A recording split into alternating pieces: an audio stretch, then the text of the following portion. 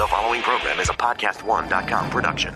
From Hollywood, California, by way of the Broken Skull Ranch, this is the Steve Austin Show. Give me a hell yeah. Hell yeah. Now, here's Steve Austin.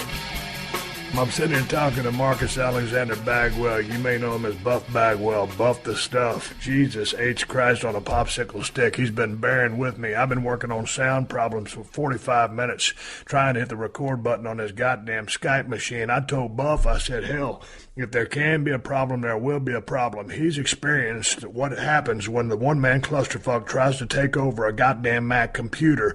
Marcus, sorry about all the cussing. I'm a little bit in a discombobulated state due to all the technical difficulties, but nonetheless, it's good to be talking to your ass. How are you doing? Dude, I am doing so great, Steve. First of all, let me say, thank you so much, and just to be part of the show. And my God, I mean, people have got no idea. We could talk for days and weeks on end, and there's no way to possibly explain to anybody, smart marks, fans, any sort, and possibly explain to them the career we've had with each other. So it's just a lot of fun to be here, and thanks for having me. Well, a lot of things we're going to talk about. And, dude, anytime I talk to somebody, I do all my research. I do my due diligence, do the best I can to represent a guy's career. But then I started thinking about breaking down our conversation. I said, you know what, I think it's going to be just like one of those days at Center Stage over in Savannah, Georgia, or BFE, Georgia, wherever. And I think we're just going to call this sumbitch in the ring, if you're down with that. And that's exactly the way we did it that night. We talked a little bit to catch up, and it was such a great feeling just to touch base a little bit to set this up. And you said, we'll call it. You text me. You said, we'll call it in the ring, kid. And I text you back. I said, I'd give anything just to wrestle one more time with Nothing Hurts. Just one more time, brother, with Nothing Hurts. But let's go ahead and put this out there that, one of the reasons we are talking, you just come out with like a documentary or a docu-shoot, I think, as you've described it. It's called Buff Bagwell, the good, the bad, and the buff. It's the Marc Bagwell Journey. And, in this write-up that I'm looking at on my computer screen, I didn't know that you were able to capture some 40 years of your life growing up. As we speak right now, you're 45. Was y'all's family one of those families that always recorded stuff? Because that's a lot of memories. We actually were, Steve. My mother was the kind of mother that literally, it was just Christmas morning, the cameras were down there, and my brothers were cussing her, and they're thinking, get the cameras out of our face. And, of course, I'm right in front of every camera shot there could be and doing my thing, having a blast, opening presents. They're bitching and griping, and I was lucky enough to come from a very wealthy family, and we had Christmas gifts and, Corvettes outside and Jeeps and stuff. And here we are. My brothers are bitching about my mom taking some photographs. Well, my mother literally take that and go beyond belief back in the 80s. And I got photo albums that are numbered 1 through 20 from my childhood picture up. And then somewhere along the line there, and I'll tell you exactly when, in 1986, I got really hooked on doing videos of my life. I just thought it was kind of cool. So we started doing video cameras, and it was kind of the new wave. And man, I taped shit that you would not believe on camera. And so my mom did it when we were young, so we got a lot of things when we were young. But yes, to answer your question, we were one of those families, and we just got a lot of footage on tape, and it was a lot of fun. So going back to your professional wrestling career, you've never been you were wrestled as a stranger back in the day, but you're no stranger to the handsome stranger, I might add. But so you're no stranger to being kind of a ham for the camera. I mean, that was something that you kind of gravitated towards because you were always a guy that was very comfortable being on camera. Absolutely, Steve. When my friends first heard that Marc Bagwell was going to be a wrestler, not one of them didn't answer, oh, my God, that's perfect. Here's the wild-ass prima donna where, put me in front of the camera, and then all of a sudden it's my job. Everybody went, oh, my God, that'll be perfect. So, yes, to answer your question, it was right up my alley. But, dude, tell me about this wealthy upbringing, because I always thought maybe you was middle class, y'all had a little bit of dough. Were y'all loaded? I mean, did y'all own a lumber company? What's the story there? we were loaded, Steve. My parents were fortunate enough that they opened a lumber company in the early 70s. And we're talking, I mean, even the numbers would be, we probably made gross $1 million a month would be our gross back in the 70s and 80s. And it supported our entire families and our entire family to the two brothers, and the brothers had houses, and we were what you would consider definitely rich. And in Marietta, that was, rich as could be. And then when the company in 1988, the boys were going to work for Southeastern Building Supply was the name of the company, and it was a lumber yard. And in 1988, the year I graduated, is the year that we had trouble and the economy was bad. And from that point on, the youngest didn't have a job and was going to figure out something to do. So it went real quick from having a job and all three of us were good to all of a sudden, what are we going to do now? So did it go from riches to rags? Were y'all able to salvage anything? Actually, what happened, Steve, is, my mom was such a go-getter, Steve. We actually said, hey, you know what? My mom talked my dad into, giving it one more go. And my dad was like, baby doll, let's just turn the key on it. It's over. My dad was the brains. My mom was the brawn. And he was like, just turn the key, be done with it. And he talked her, she talked him back into doing it one more time and making a save out of it. And it just basically took everything with it. It took the house under, everything else was paid for under. I mean, I grew up in a $500,000 home with a swimming pool and our own weight room and a tanning bed before even knew what a tanning bed was. We had a tanning bed at our house. So we definitely grew up in that time frame of craziness that we had things nobody else had, like saunas and steams, and way before people had that kind of shit in their house. So what kind of a kid were you growing up, man? Were you spoiled rotten? Were you privileged but respectful? Describe yourself as a kid growing up. I think what you said, it says it the best. I was extremely spoiled, but, buddy, I was extremely, thankful and knew what I had and knew that I took care of my motorcycle or I got my ass whipped. I knew I took care of my Jeep and changed the oil in there or got my ass whipped. I mean, I remember days, Steve, that if I didn't crank my Jeep and let it warm up 5 minutes, my father would come out of the back and whip my ass right there, And and back then, Steve, this is going old school, but there was a catalytic converter. If you remember, yes. you let it warm up and you hit it one time and the engine would calm down. Well, if you didn't do that and go through the full fledged of it warming up and hit that gas one time and let the catalytic converter calm down, here come my dad out of the back. Why was he such a stickler about you warming up your goddamn Jeep? Believe it or not, he is in the NHRA Hall of Fame. Is he? Yeah, my dad, Steve Bagwell, is in the NHRA Hall of Fame for Superstock B Automatic. I'll be damned. I think I heard you talk about that back in the day.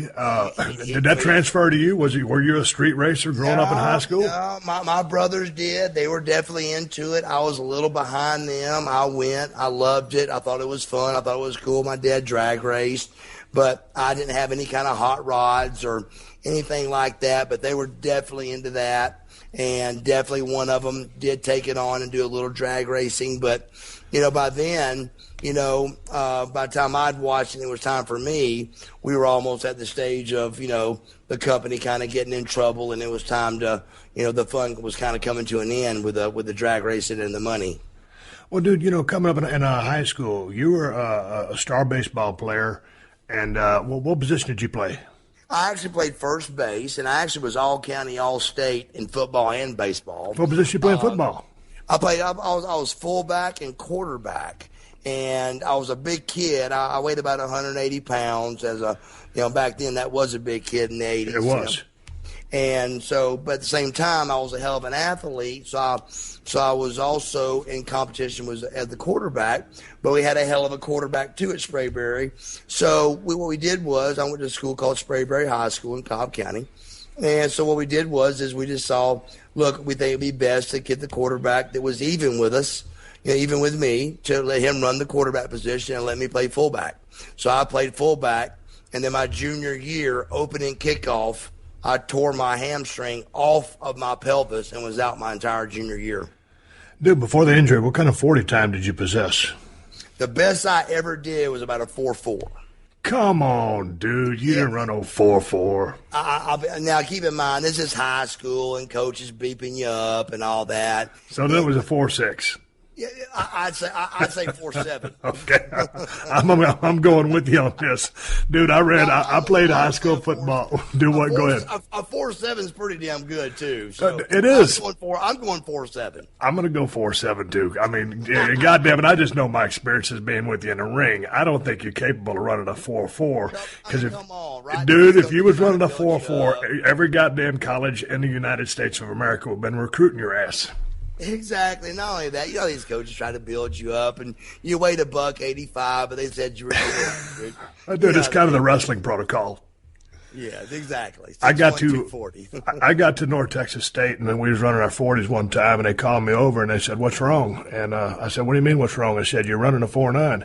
I said, "Yeah, Coach, I always run a 4.9." He said, "Your JUCO coach said you ran a 4.7." I said, "Shit, Coach, I ain't never run a 4.7 in my life." So that was I think that was a classic case of your coach padding your stats. But up with the football. But after high school, obviously, no college football for you. Well, it was absolutely, we played ball to have fun. We were going to work for the company. Southeastern Building Supply was going to be the company we worked for, no doubt about it. And then my senior year, ironically, they went broke. So, Marc Bagwell had to make a decision. So actually, Marc Bagwell, believe it or not, became a massage therapist. Tell me about that, because, I'm looking at this, I want to talk about your amateur boxing career, and then I want to talk to massage therapist. How in the fuck did you pull that one off? Well, let's go massage first, and we'll go back to boxing. Massage was... was this on the up and up, or was this predating your gigolo career, which we'll talk about in a minute? We'll get to that in a minute, but this was a straight-up shoot, total thing. They even try to clean it up from the word... masseuse to the word massage therapist. Correct. And things like that. So, the Atlanta School of Massage is where I went. It was $10,000 to go. My father had enough money to get each son into something that he would like to try. Well, my oldest brother wanted a gym, so he bought him a gym, a brand new one. My second brother wanted a drywall company. He opened up a drywall company. I'm 18 years old. I don't know what the hell I want to do. So I go out and said, I want something to do with sports, but let me, maybe he's got to go from sports training from this or something, So I went to the massage therapy, and it completely 1,000% backfired on me. Women would walk in and see me and go, hell no. There ain't no way this motherfucker is going to massage on me. There ain't no way. So it totally went against me. I thought my looks would go for me. I thought me caring about my diet would work for me. It totally went against me, 100%. I would have never figured you would have failed as a massage therapist because of your looks. I went to 8 months of school with a college prep anatomy physiology course that I had to fucking legit pass, that I didn't want to pass, and I had to pass it to go to graduate this course, brother. And I did so because I was really full bore wanting to try to make something out of my life, and it totally backfired in my face, and that completely, literally, directly transpired into meeting Missy Hyatt. I'll be damned. Well, hey, hold that thought here because, dude, I had no knowledge. When you and I were working together back in the days of WCW, Center Stage, all those great memories and all the fun we had. But I didn't know you were an amateur boxer. When I was younger, my parents, I loved all kind of sports, and we had a friend of ours that we were friends with that was a boxing coach, and the company of the coach that he had was called East Cobb Boxing.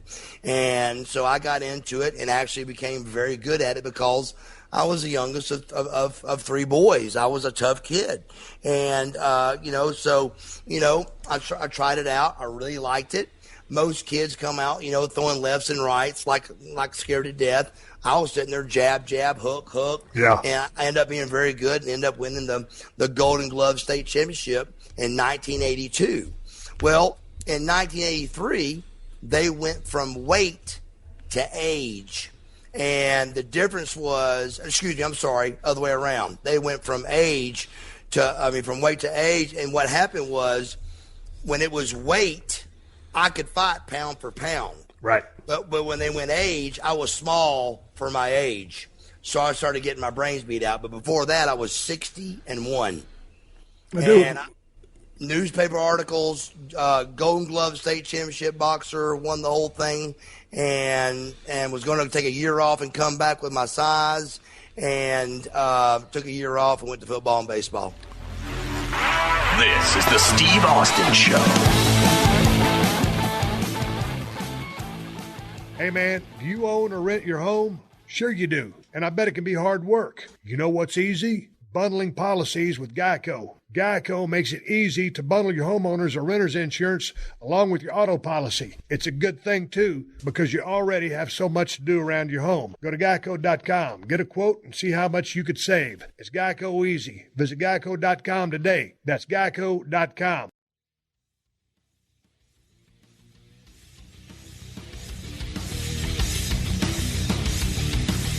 Well, what was your best punch?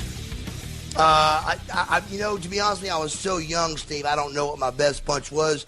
I really just believe from my brothers being a younger brother around two older brothers, I just knew how to coordinate a jab, jab, and a hook, and a jab, jab, and a right, and a jab, jab, and a right, and I just believe I fought instead of going out and doing what two little kids do and just throw their lefts and rights, back and forth. And I actually stood back and boxed them and actually just won, because I was a better boxer.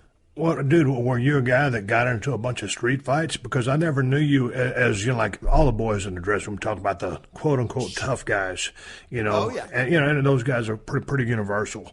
But I never heard of you as a guy that had to settle a scrap or a beef with his hands. And without any exaggeration, I can remember this almost identical.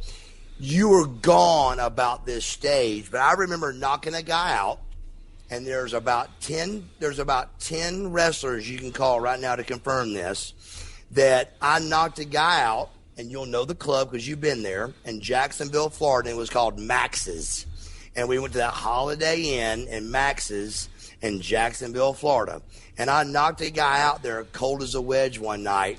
And as soon as I hit him with one, the guy looked at me, he said, "Hey, if you feel froggy, jump." He didn't get jump out of his mouth. I knocked him out with one punch.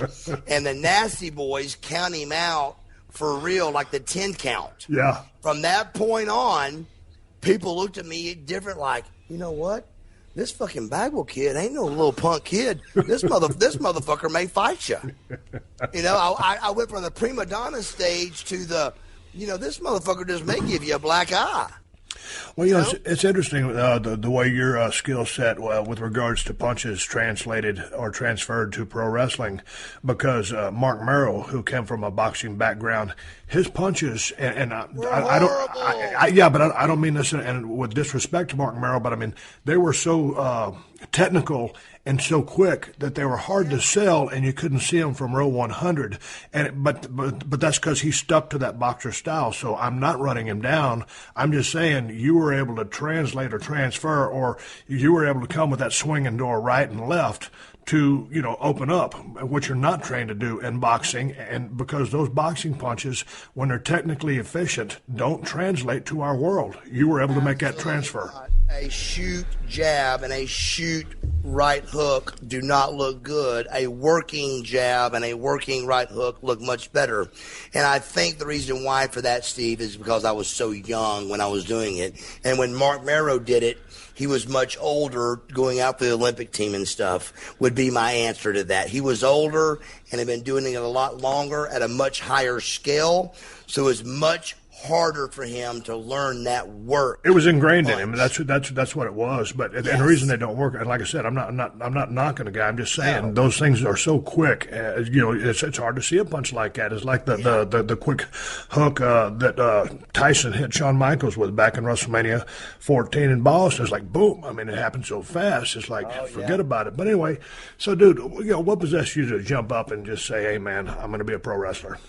what happened was I went from boxing to I went to my parents in high school and all that, football, baseball, to my parents going broke, and then after my parents went broke, I went to the massage therapy thing. After the massage therapy thing, I'm at the pool one day at where we lived, and I see this blonde hair with big boobs across the pool, and I had no idea what they were talking about, or anything else. And all of a sudden, when I get back to my room, my apartment, the girl is moving in right across the hall from me.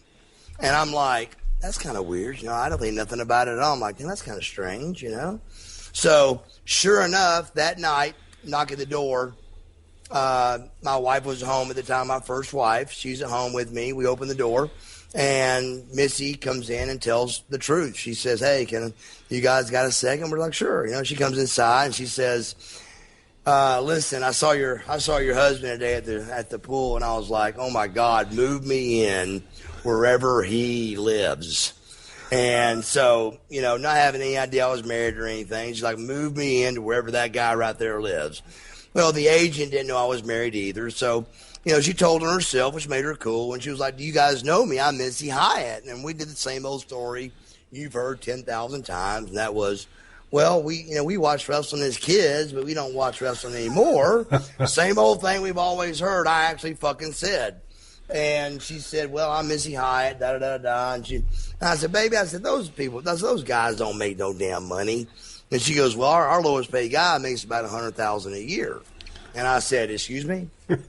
And so, hello. Yeah, hello.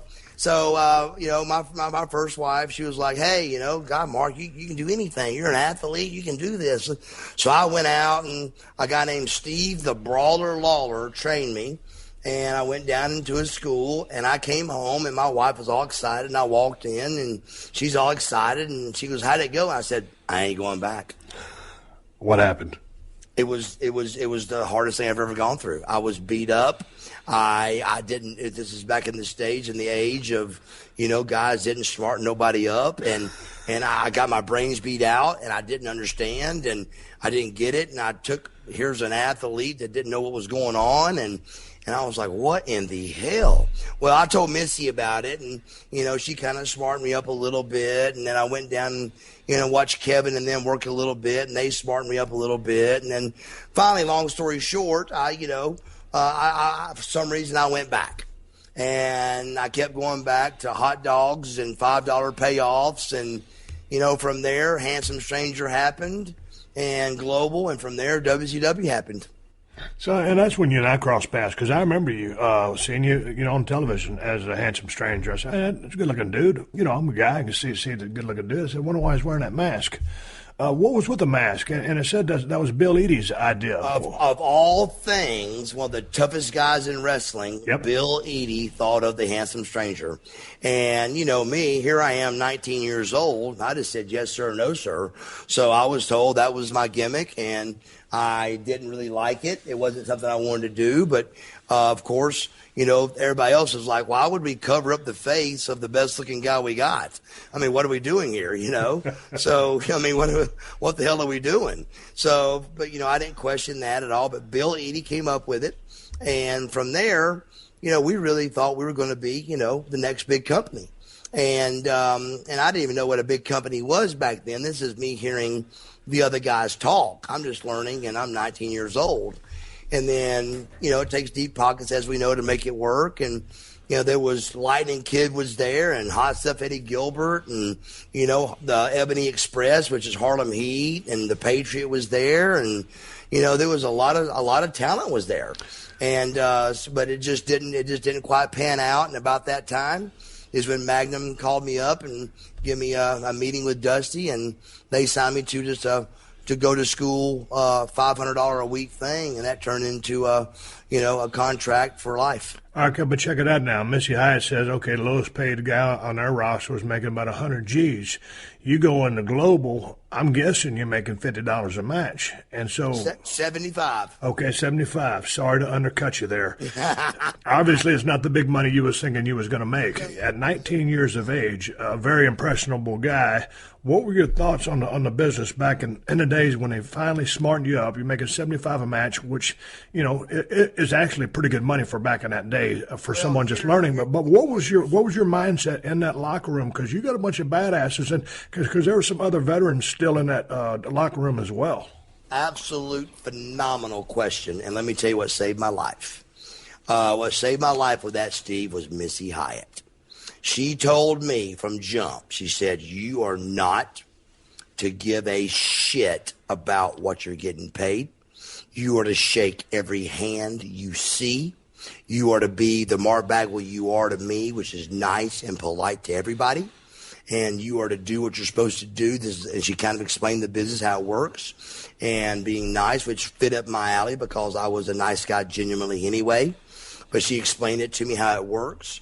And you know, here comes this prima donna coming in and shaking everybody's hands, and everybody's wanting to hate me, but they couldn't because I was doing everything right. And I was shaking the hands and thanking everybody and sitting in the right seat and keeping my mouth shut and doing what I was supposed to do because, thank God, Missy Hyatt told me. So to answer your question, what I was thinking was exactly what Missy Hyatt got me ready for, which was you're not here to make money right now. You are here to learn. Yep. So don't worry about the money. Don't worry about it. If it had been the money and all that, Steve, I would have never made it. I would have thought this is ridiculous. It's not going to pan out. I'd have gone to something else.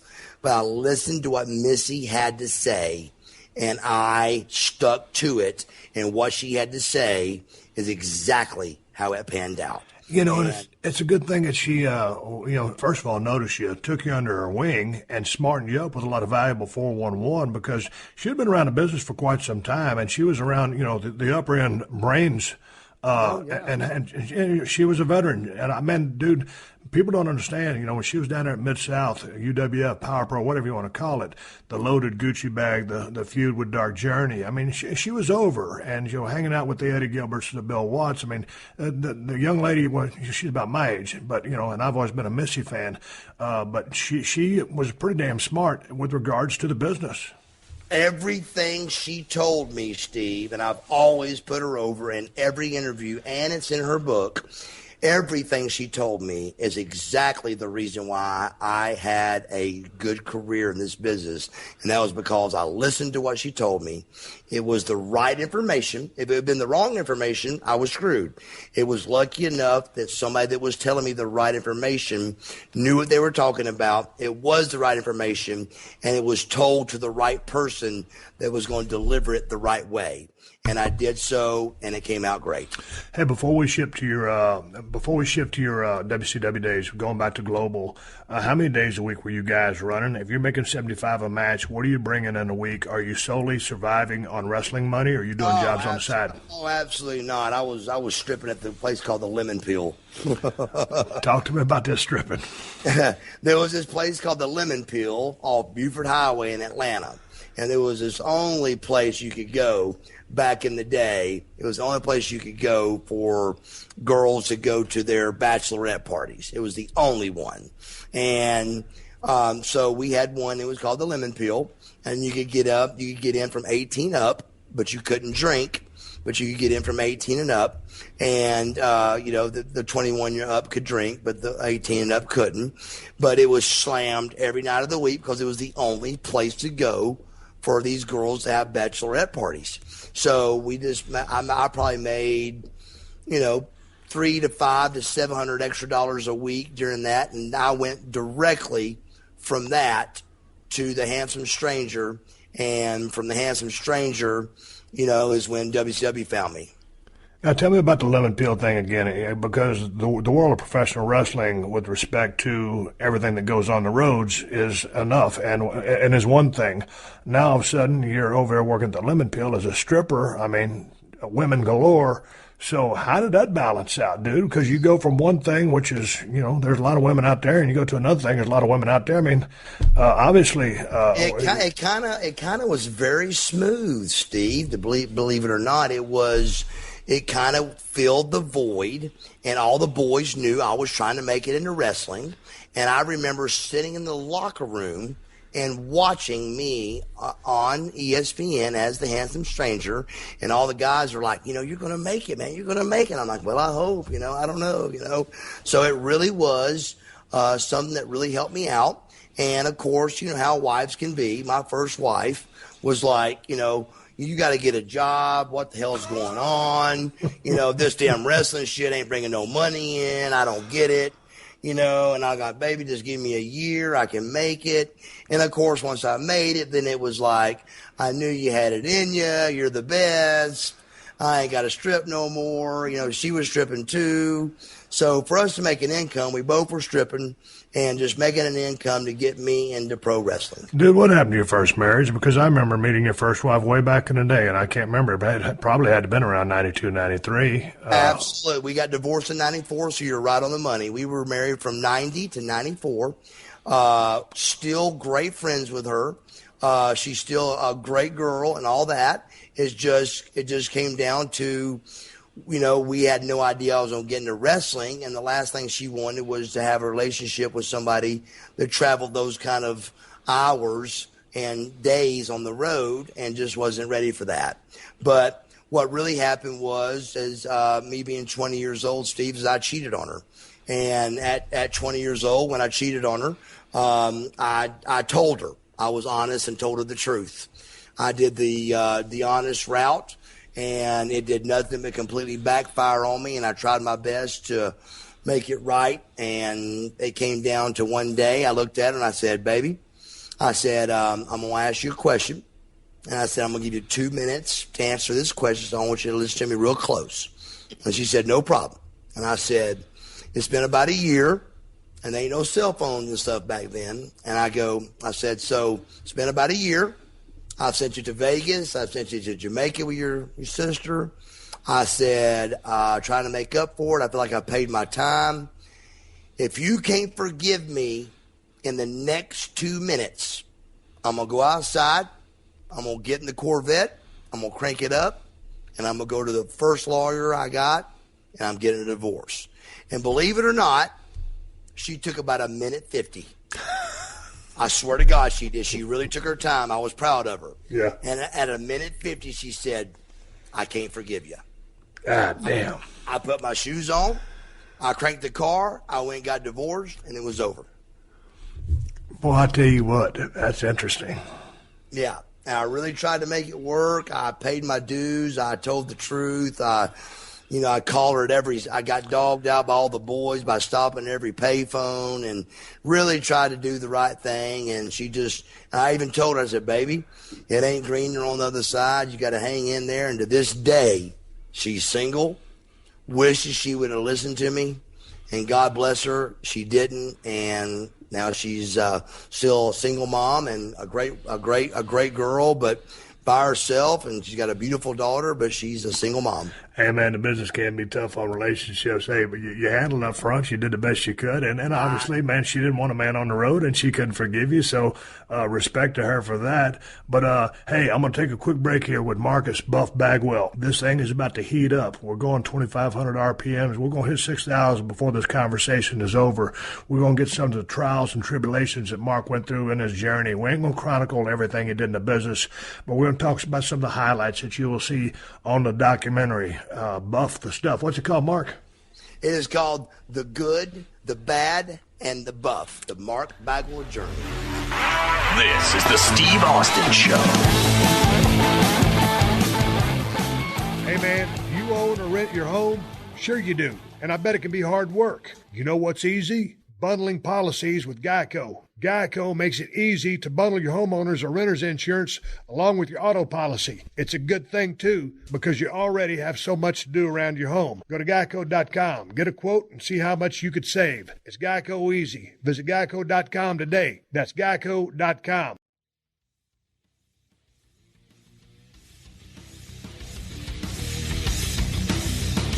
All right, I'm sitting here back with Buff Bagwell. Appreciate you guys tuning in for my sponsors. Those want to allow me to open up 2 cans of audio whoop ass for your ass free each and every single week. And we're about to get into a big can with Marcus Bagwell right now. Dude, when you rolled into WCW, I cannot remember the first time we met. I just remember liking you and having a good time. I just thought you was one of the funniest guys I'd ever met in the business, and a guy that tells a hell of a story. So some of the stories that Mark and I will tell here on the podcast, when he comes out with this docu-shoot, this documentary that's coming out with, I would encourage you to buy the thing just to watch the sumbitch tell the damn stories, because hearing him is one thing, being able to see him while he's telling them is a whole different ball game. So anyway, back to you, Mark. You rolled into WCW. Yeah. Where did we first meet? Well, we really first bonded met was me and Nash one night. We did that. There wasn't a sip of alcohol, nothing done all night long. We sat there talking all night till the sun came up. And all of a sudden, I had told him a story about me having an altercation with my father. And before I knew it, he started calling wrestler. We was at the Admiral Benbow in Jacksonville, Florida. And he started calling down wrestlers. And the first one he called, I remember, was Dallas Page. And so I had to tell that story.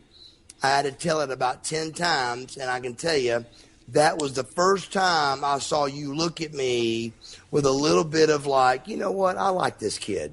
And that was the first time I felt like we truly met. And so, but that was the time where I told the story, and when I told it, everybody just knew by the way I told it, you couldn't make this damn story up. And it was just too good to be made up. And it was just like, are you shitting me? You shot your father and what? And so from that point on, everybody's like, I'm just not sure I'd take this kid. Here's this pretty boy that's been in jail more than all of us, and now he shot his fucking father. So what the hell is going on? What are we missing? Now, you going to cover this story on the docu-shoot or what? Oh, dude, I go in detail, and my old man actually talks, too, about it in the documentary, and he does his spiel. And the good thing about my documentary, Steve, it is really, we go into the depths of hell. But with my documentary, it comes out with a great ending. I mean, I survived. I made it. I'm still in shape. I still feel good. I survived, where I shouldn't have. I dodged the drugs and I didn't dodge them, but I survived them and conquered them in the long run. I ended up being sober, having my life totally turned around, and the documentary ends up, a great positive ending instead of ending where you're, wanting to slice your wrist. So we're going to leave the you shooting your dad story off this podcast, but it is in the documentary, so you got to check out this story, because it's crazy as fuck. And so, but let me ask you something. Now, as we speak, the documentary is going to come out in, 1 to 2 days. There's no heat between you and your dad.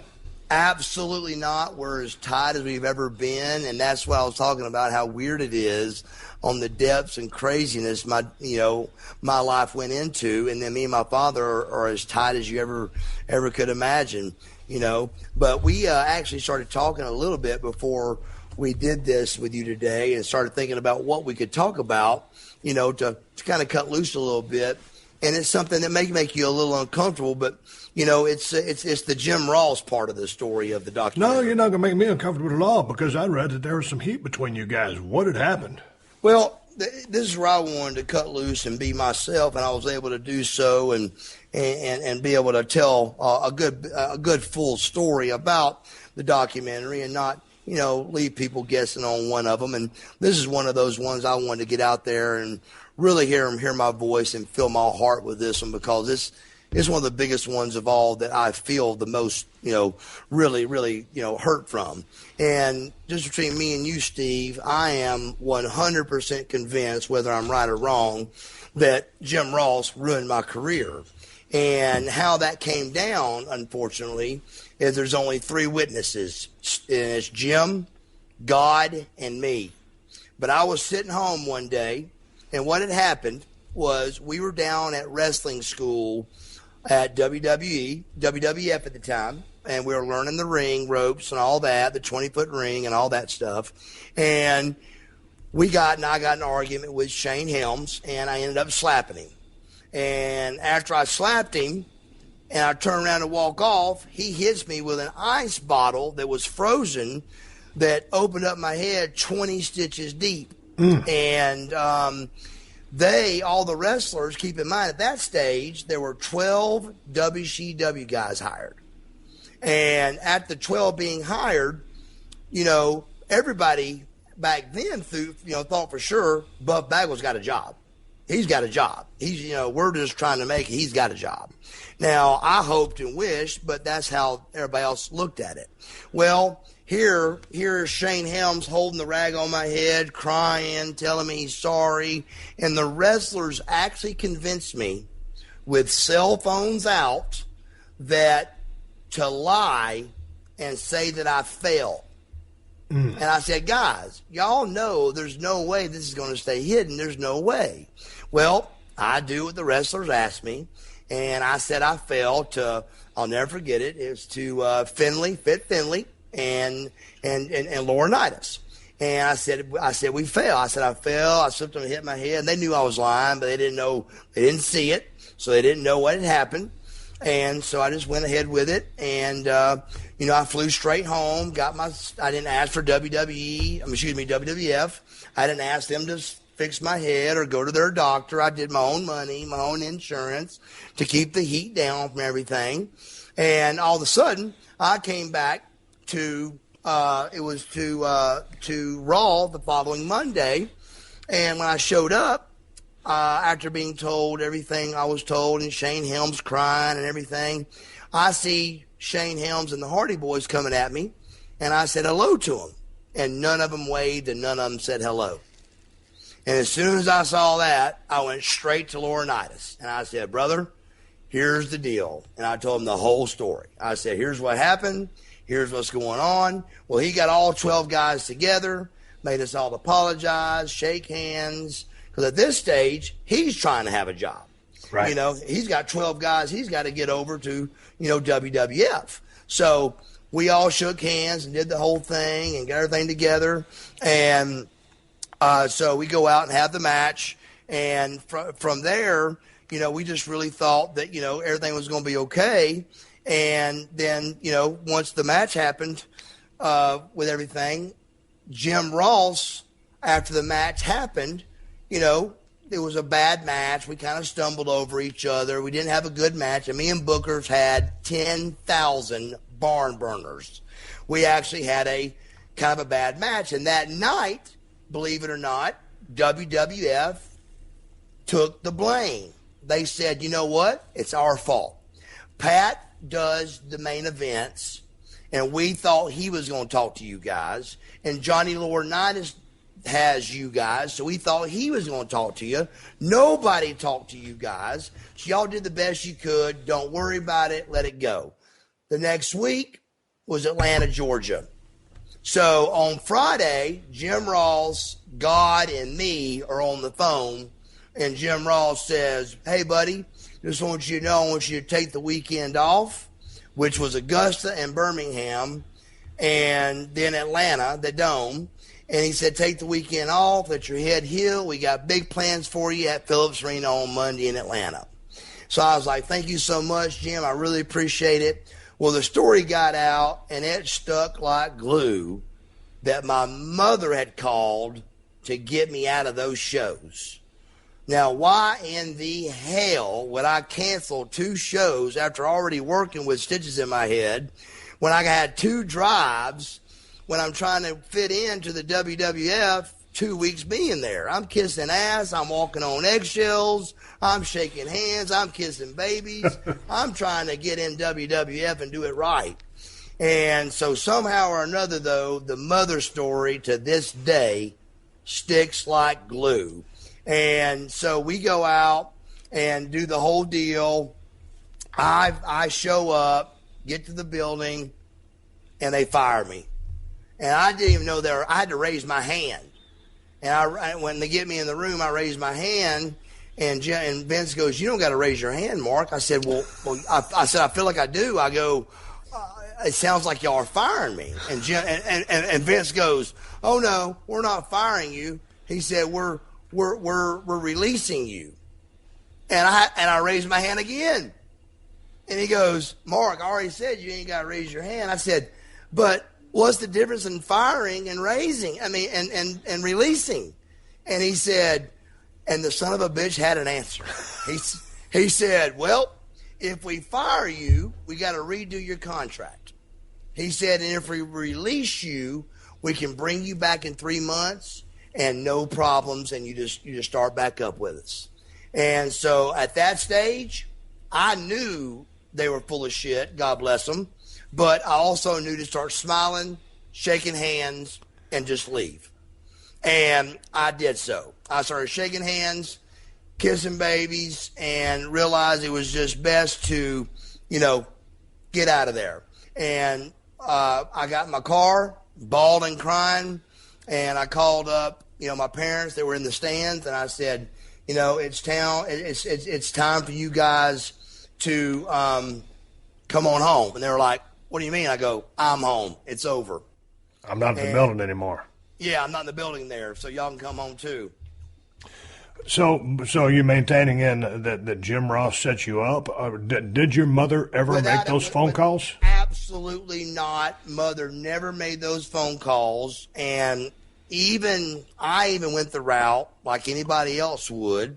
I even went the route, okay, let's go the route that my mom slipped up and made the phone calls. Now let's go this route. Why would you do the invasion of Booker T and Buff Bagwell in Tacoma, Washington, when the next week you're in Phillips Arena? Why wouldn't you just wait a week and put Buff Bagwell versus Booker T at the Phillips Arena in Ted Turner's backyard? So to me, it all made sense. We knew even up in Tacoma, why are we wrestling when next week's Atlanta? But to me, it all kind of made sense. But let's be truthful to each other. Did my mom make the calls? Could she have? Absolutely. Do I think she did? Absolutely not. But I really believe with all my heart that, that Jim Ross really, really, really took his time out and even took time on the round table with all the legends and took his time out to bury me and say that, I showed up at these shows, and I just don't know where that hatred come from for him to want to take that much time out to really, and I'm talking about, how Jim was. He loved football players and athletes. We talked every week when he was at WCW about. But did he bury you to the higher ups? I don't know. I really don't know what happened. I just know that, and I did what they told me to do. They said in 3 months, call us back. And I waited about 2 weeks past the 3 months. And so it wasn't right at 3 months. And when I called Jim Ross, he literally answered the phone with a deep breath. And I swear to God, I went, Jim, I'm just calling back because you told me to. I said, and he said, and he didn't call me Bub. He went, yeah, Mark. I said, Jim, I'm just calling you back because you guys told me to call you in 3 months. I waited 2 weeks longer than that, and I'm just calling you back. And he said, Mark, we'll call you if we need you. And hung the phone up on me. Cut and dry, that's all. Cut and dry, and that was it, brother. Let's go back to that match that happened. You said Tacoma, Washington. I went back and watched that match last night on YouTube, and it wasn't so fact that the match was a bad match. Was it a great match? No, it was mechanically was what it was. It was a hostile environment. That was a WWF crowd, dude, and all of a sudden they put in WCW guys, and man, look at Booker T's career. Look at your career speaks for itself. It was a hostile crowd. Again, the match wasn't the greatest, but it wasn't the god-awful stinker that people have made it out to be. And when I say hostile crowd, I'm not running down that audience. I just meant, you know how it was, dude. Back then, you were either WWF or you were WCW. So you guys it was like playing an away game. You guys were having an away game in WWF territory, and people didn't give a shit about you guys. And that was my take on that, dude. Absolutely. And think about this. If you really play it back and watch it, Stacy Keibler was the announcer. She got booed out of the building. Shane McMahon comes down, gets booed out of the building. Arn Anderson and the other announcer comes down, gets booed out of the building. Yep. And here we come. Booker goes first. He comes down and gets booed out of the building. And I swear to God, back to me thinking something else was up with it. I just believe it with my heart. My music comes on, and I swear to God, I took the step to walk out, and Shane McMahon steps in front of me and goes, "Oh, yeah, I forgot to tell you, don't look in the cameras." And I said, "Have you ever watched one of my matches? That's all I fucking do." I said, "The only thing I fucking do is pose and look in the cameras." That's the gimmick. I said, "That's my whole gimmick." So if you watch it back, yeah. I'll walk down that aisle and act like the fucking TV camera's got the plague. I'm trying to get away from it. I'm dodging the camera. I'm looking away from it. I can't look in the camera. I'm like, oh, my God, I can't look in the camera. So, oh, my God. So I was totally I'm getting booed and shit thrown at me. I'm like, what the fuck's going on? I'm getting booed for the first time. Why is everybody... It was brutal, Steve. Well, dude, that's you talk about. You're on pins and needles to begin with. You're in a foreign territory. You got a hostile crowd, and then all of a sudden, right before you fucking go out, someone gives you the 411 of, "Oh yeah, by the way, don't do this." It'd be like someone telling me, "Hey, dude, don't stomp anybody and don't flip anybody off and don't even look like you're cussing because you're hamstringing me and you're handcuffing me before I even." And especially if you tell me that shit right before I go out, because then you're really fucking with my head. And once again, Steve, these are things that people just got to believe, but I swear to God that's the truth. And I just keep in mind, all you got to do is watch the match back, and it'll be the only match you've ever seen me not come down the ramp and talking to the camera. I literally am dodging that camera every angle I can get away from it. I'm trying to run from the camera like it's got a gun on me. And I mean, I'm literally trying to dodge it like there's an automatic weapon behind it. And I'm like, what the fuck? Why do they do this to me, you know? And the whole time I'm thinking, why in the hell wouldn't we just do this in Atlanta, you know? So to be honest with you, me and Booker were at least smart enough to know backstage before the match started, something had to be a little bit up they knew we didn't for them to even want to throw this together and put this square peg in a round hole in Tacoma, Washington, where all you had to do was wait 7 fucking days and put a round peg in a round hole, and everybody loved it. What do you think when you roll into the WWF scene? Because, dude, I mean, again, we're coming out of the business is work, but the wars were a shoot. I mean, we were after y'all's ass, y'all were after ours, and y'all had been kicking our ass for a long time. So what the fuck did you feel like when you walked in that locker room? Because, again, the boys are the boys, and you know some of them, but again, it's damn near a shoot. You're a scab. Well, to be totally honest with you, Steve, I'm going to be totally honest. I really thought, and I think it's because of my age, I really thought I was going to walk in to handshakes and hugging and what's going on. And it didn't take me long because I'm a smart boy, but I still thought that's how it was going to be at first. But then when it didn't happen, I realized, I said, wait a second. I said, I'm their fucking enemy. I'm here to take their, if I get a job, that's taking one of their jobs away. So I found out very quickly why I wasn't getting, taken in. But at the same time, I wasn't ready for it, Steve. I just really wasn't with just the friends I had and nobody really talking to me. And just, I got to tell this one story because it's so great. But I swear to God, the first day I was there, I went in and got my stuff laid out, and I was in the fucking A locker room and didn't want to be. I end up in the A locker room, and it's the last place in the world I want to be. And I'm sitting there, but I ain't about to move my shit out of there. Now that looks stupid. So I'm thinking, well, I got to ride it out. So I'm sitting there, and I get my little hat out, and I get my little shit ready, and my little Diet Coke. And that's heat. Oh, just tons of it. I'm trying to hide the hot stuff because that's heat too. And I can't, I'm going to use it no matter what, but I'm trying to hide the heat in the meanwhile and fucking trying to get all that hid.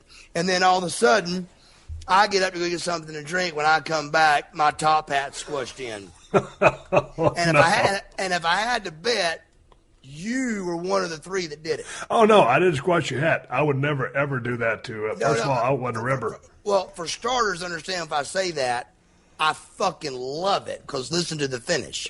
I would think it was great that you did that because I thought it was great when it happened.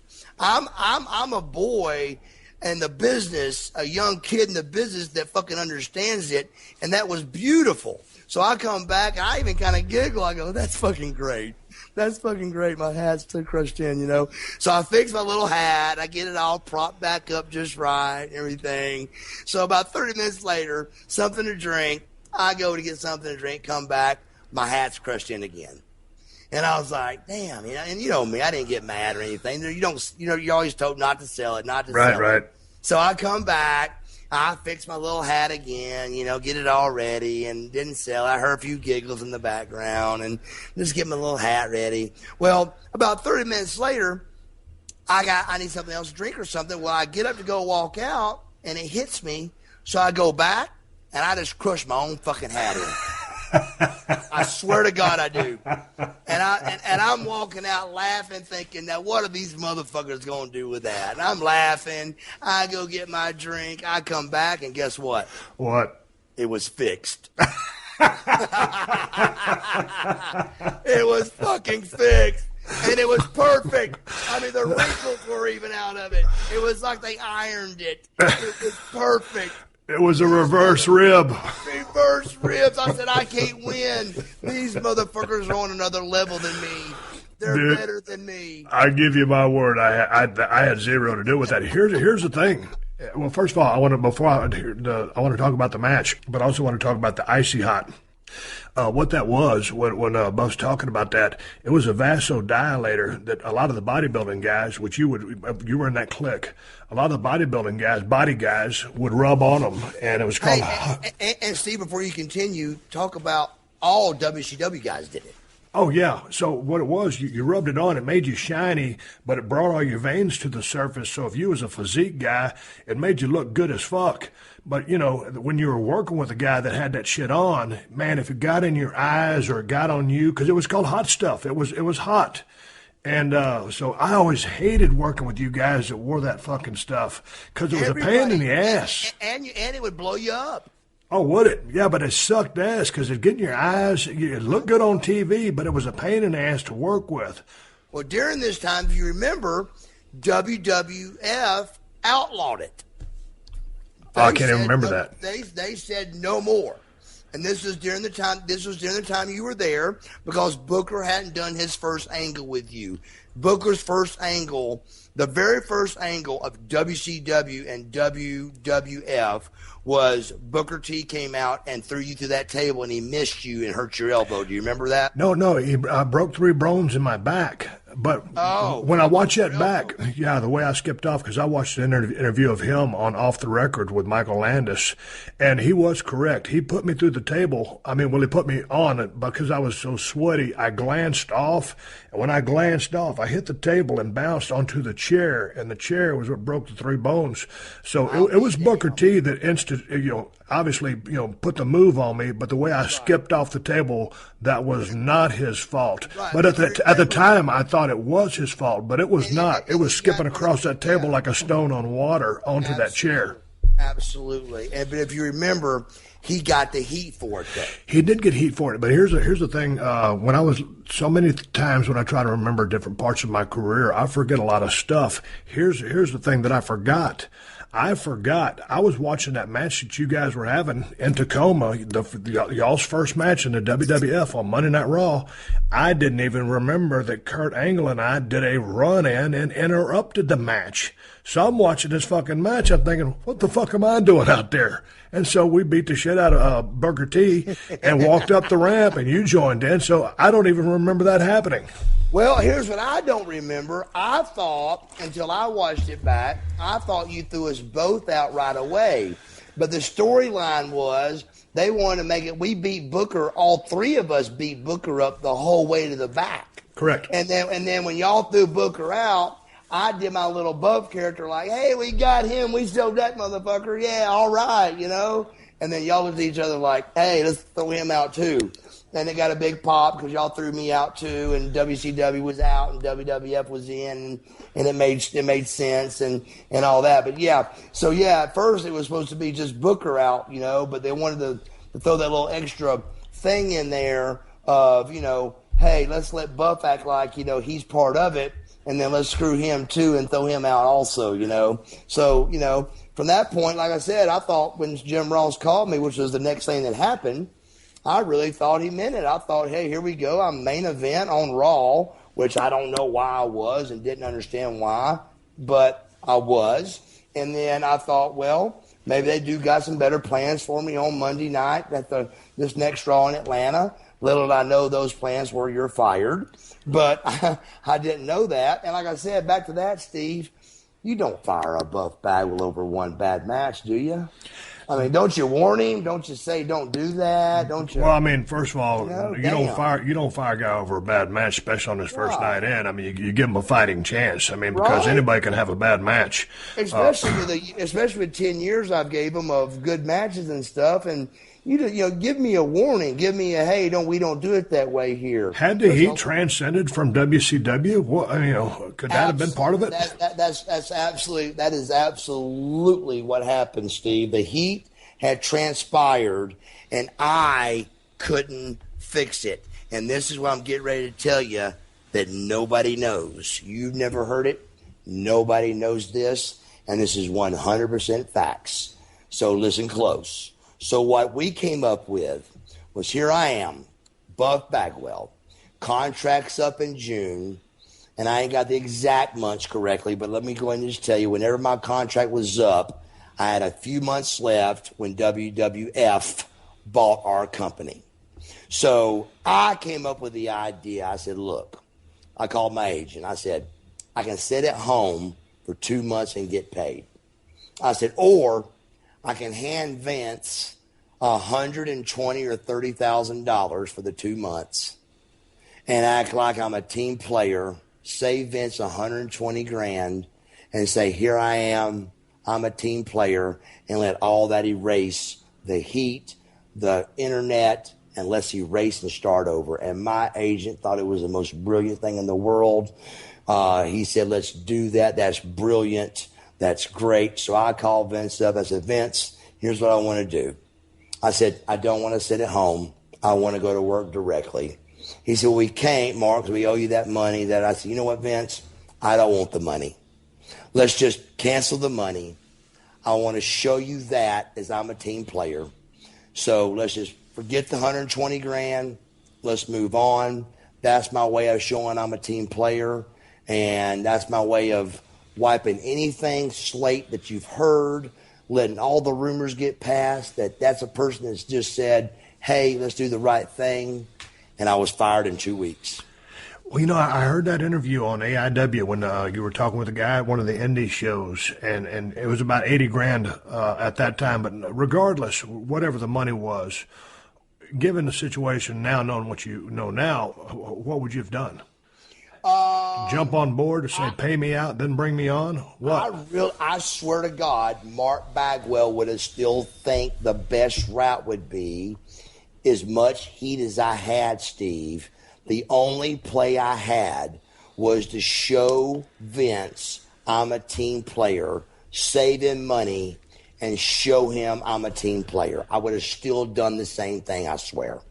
Man, let's talk about Heat for just a second, because back when you first came into WCW, you teamed up with various guys, you know, sometimes the Patriots, sometimes Scotty Riggs, sometimes Tom Zink, but you formed a tag team with two Cold Scorpio, Brian Pillman, Flying Brian, and I, as the Hollywood Blondes, used to wrestle you guys all over South Georgia. A bunch of times, brother. Everywhere, and we had a goddamn blast. And we loved working with you guys. And then so I always thought that you guys were really good friends. And then all of a sudden I get the scuttlebutt that I guess now you guys are mortal enemies. Where's the heat between you and Too Cold, and how did that happen?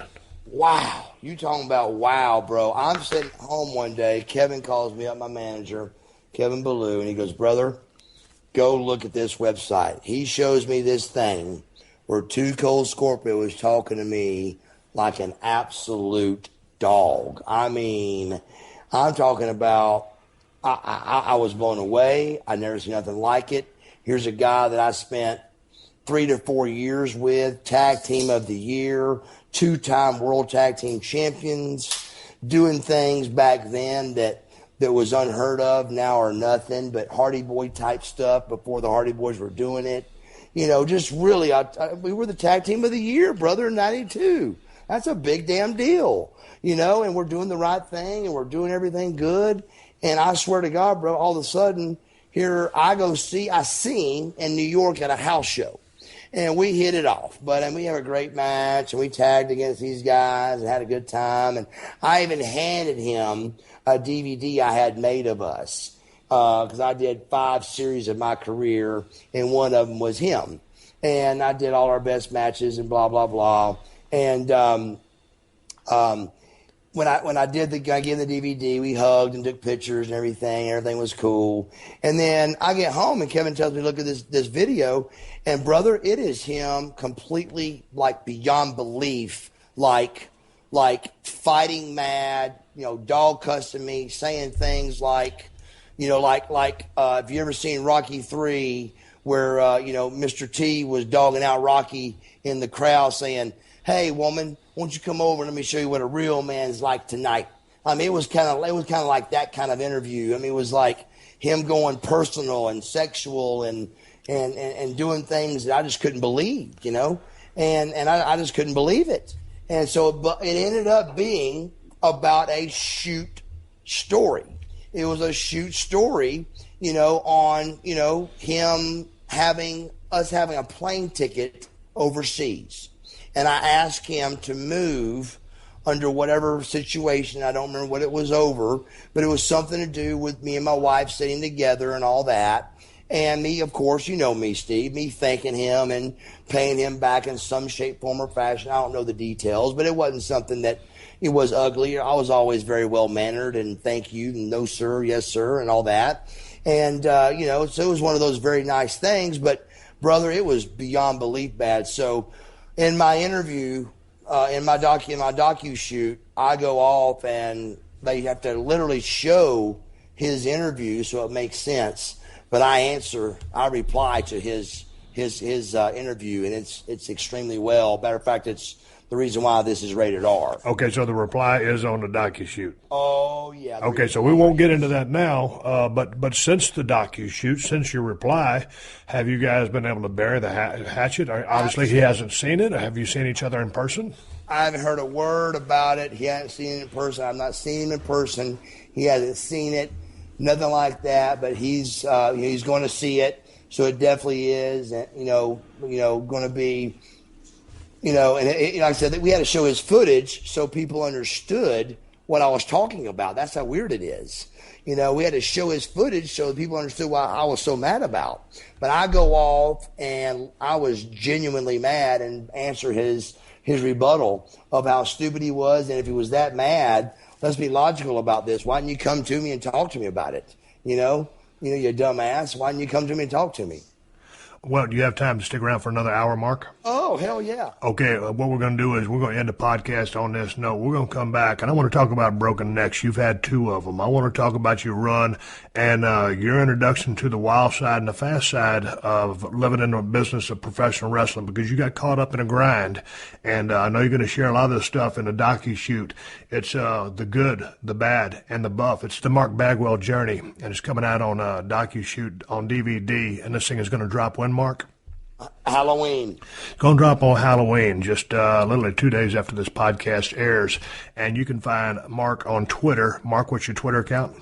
It is Real Buff Bagwell. You can go to Twitter and my Facebook, realbuffbagwell.com. And talk about your website.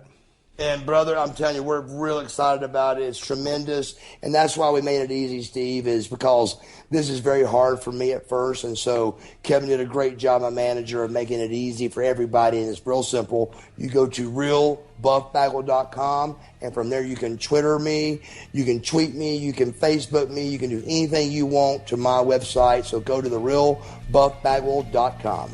All right, I'm coming back next week with part 2 of my conversation with Buff Bagwell, and we'll get into some broken necks and into some living fast, because I've been there and I've done both of them. Coming back. Thank you, Mark. I appreciate your time. Thank you, brother. This has been a Podcast One production. Download new episodes of The Steve Austin Show every Tuesday at PodcastOne.com. That's PodcastOne.com.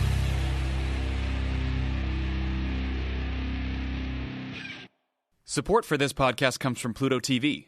Need an escape? Drop into Pluto TV for a world of free TV. Stream hundreds of channels and thousands of movies and shows all for free. Yeah, free. No subscriptions, no fees.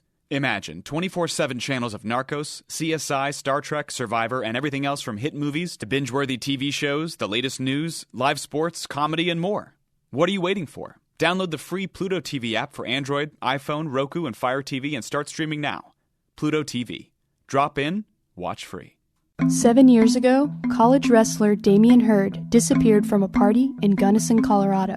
Everyone had been drinking or whatever, the usual party scene. When, how, and why he left are questions I need your help to understand. Nobody's heard from him. No, it's just like he disappeared. From Cold Case Productions and Podcast One, Final Days on Earth, The Life and Death of Damian Hurd. I'm your host, Claire Sandomal. Join me April 20th for the season premiere. Yo, what's good? It's your boy, Big Brother Jake, a.k.a. Jake Warner. My government name. Check it out. I host a show called the Big Brother Jake Podcast, and I've taken my talents to the biggest and baddest platform on the planet. That's right, baby. Podcast One. My show is unique as I talk about everything. Life, sports, entertainment, being a single dad juggling several jobs. I'm a hot mess, but it's damn entertaining. Subscribe and review now on Apple Podcasts and listen on Podcast One or wherever you get your podcasts.